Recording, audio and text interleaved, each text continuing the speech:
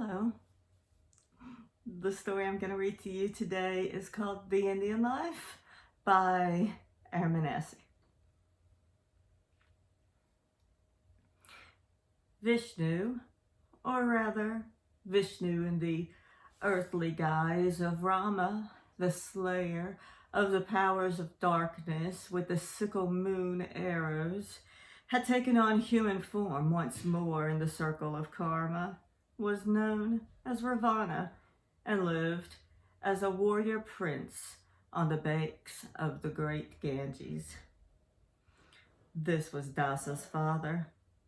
His mother had died while still young, and no sooner had her successor, a beautiful and ambitious woman, born a son to the prince, than she found little Dasa in her way.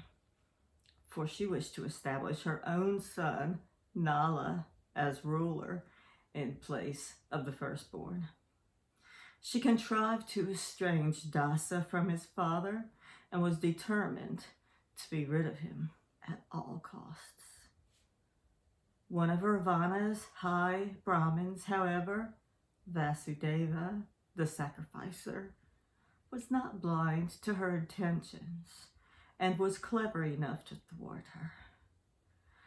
The boy, who seemed to have inherited a sense of justice and a learning towards piety from his mother, aroused his pity. He therefore kept an eye on Dasa so that no harm should befall him, and awaited an opportunity to remove him from his stepmother's clutches.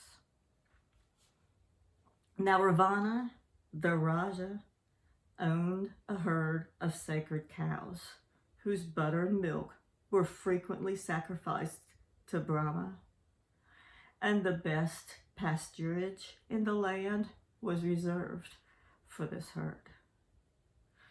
One day, one of the herdsmen who was delivering a cartload of butter to the palace announced that there were signs of an approaching drought in the neighborhood where the cows were grazing.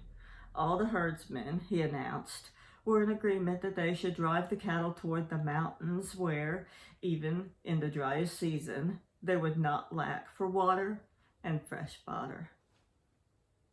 The Brahmin took this man, who was loyal and well-disposed, into his confidence, and when on the following day the little Dasa was nowhere to be found, Vasudeva and the herdsman were the only two who knew the secret of his disappearance. The boy had been taken away by the herdsman into the hills, where they had joined the slow, wandering herd. Dasa was delighted with his new companions and grew up as one of them. He helped to tend and drive the herd, learned how to milk, and played with the calves, laid under the trees, thrived upon the sweet milk and butter, and perpetually bore the stains of cow dung upon his feet. He thoroughly enjoyed this existence. Before long, he was completely familiar with the life of the forest, with its trees and fruits, and grew to love the mango, the wild fig, and the virigna tree. He would gather the lotus roots from the green forest pond and wear a garland of red blossoms on feast days. He learned to be on the alert for wild beasts, to avoid the tiger, to make friends with the wise mongoose and the peaceful hedgehog, and to weather the rainy season in a shady hut. He also played childish games, sang verses, or plaited baskets and reed mats. Dasa did not completely forget his former home and life, but they had already assumed the proportions of a dream. One day, when the herd had moved on to other pastures, Dasa went into the forest to look for honey. He had loved the forest ever since he had first come to know them, and this one seemed to him especially beautiful. The daylight trickled through the branch and leaf like golden serpents, and the cries of the birds, the fluttering of the treetops, and the chatter of monkeys were like the sound of music. It was an intricately woven, soft, gleaming tapestry, approaching, uniting, and separating again, like the light in the foliage, the odors, the scents of blossoms, woods, leaves, waters, moss, beasts, fruit, earth, and decay, bitter and sweet, wild and mysterious. Waking and sleeping, gay and oppressive, waters foamed from a hidden torrent, a velvety green moth with black and yellow spots dancing over the white blossoms. A branch creaked in the deep blue-shadowed mass of foliage. A wild beast roared in the darkness, and an ill-tempered she-ape scolded her mate. Dasa forgot his quest for honey while he was watching a bright, lightning-swift hummingbird noticed a track leading through the thicket of high ferns, which rose like a tiny wood within the forest. It was a narrow, winding footpath. Noiselessly and cautiously, he set out to explore it, and discovered beneath the copious branches a banyan tree, a little tent-shaped hut built of woven ferns.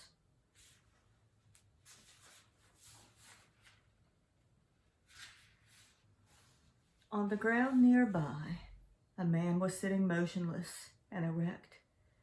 His hands lay idle between his crossed legs, and beneath his white hair and broad forehead a pair of eyes, calm and unflinching, looked down at the ground.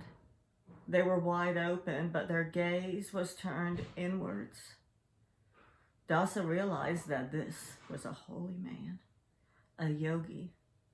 It was not his first encounter with one of his sect. He knew that they were venerable and the elect of the gods, and that it was good to bring them gifts and to pay them homage. But this particular yogi, sitting here erect, with his arms relaxed in deep contemplation before his well-concealed hut of ferns, appealed to him more and seemed to be more venerable than any of the others he had seen. An aura of sanctity, an enchanted circle of dignity, and a flame-like intensity of yoga strength through which the boy dared not penetrate or even disturb with so much as a word of greeting, surrounded this man who sat so still, but as though swaying gently, and whose faraway gaze seemed to see and know everything. The dignity and greatness of his figure, and the light from within which lit up his face, the concentration and iron intransience of his features set forth waves and rays, in the mists of which he sat enthroned like a moon. The accumulated spiritual strength and tranquil, concentrated willpower wove around him such a magic orbit that one began to feel that this man, by a simple wish or thought, and without even raising his eyes, could kill and bring one back to life, betraying less movement than a tree as it breathes through its branches and foliage. Motionless as a graven image sat the yogi in his retreat. The boy, from the moment he had seen him, stood as though rooted to the spot, staring at the yogi, spellbound and attracted by this image. Dasa noticed a fleck of sunlight on the master's shoulder, a patch of sunlight on his resting hands. saw the light spangles slowly move and reappear, and begin to release an awe and astonishment that these dappled patches meant no more to this man than the bird song and monkey chatter from the surrounding forest. Then the brown wood bees that settled on the face of the contemplator, smelling his skin, crawling over his cheek, only to rise and fly away again. Then the whole variegated life of the forest. All this, all that the eye can see and the ear can hear, everything beautiful or ugly, lovable or frightening, Dasa felt had no connection whatever with the holy man. Rain could not chill or disturb him. Fire could not burn him. The whole world around had become superficial and meaningless. As he watched, the herdsman prince felt intuitively that perhaps the whole world was no more than a superficial game, no more than a breath of wind or a ripple of the waves above uncharted depths. It was less a thought than an impression, accompanied by a light physical shudder and a feeling of giddiness, a sensation of horror and danger, and at the same time, a yearning and voluptuous attraction. He felt that the yogi had sunk deep below the surface of the world, through the superficial world into the abyss of being, into the mystery of all things, that he had broken through and sloughed the magic net of the senses, and playing of the light, the sense, colors, and sensations, and dwelt firmly rooted in the essential and the unchanging. The boy, although he had once been taught by the Brahmins and had received many a ray of spiritual light at their hands, hardly perceived this with his reason and would not have known how to express it in words, but rather sensed it as one senses the presence of divine in an hour of grace, felt it with a shiver of awe and admiration for this man, with love for him and with a longing for a life of contemplation, such as he seemed to be living.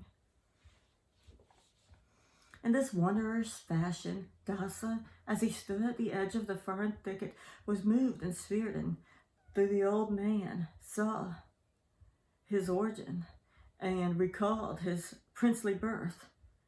He left the birds to fly and the trees to continue their sweet rustling speech, left the forest and the herd to their own devices, surrendered to the magic, and looked at the meditating ascetic, captured by the inconceivable calm and untouchability of his figure, by the bright tranquility of his countenance, by the strength and equanimity of his bearing, and by his perfect devotion to service.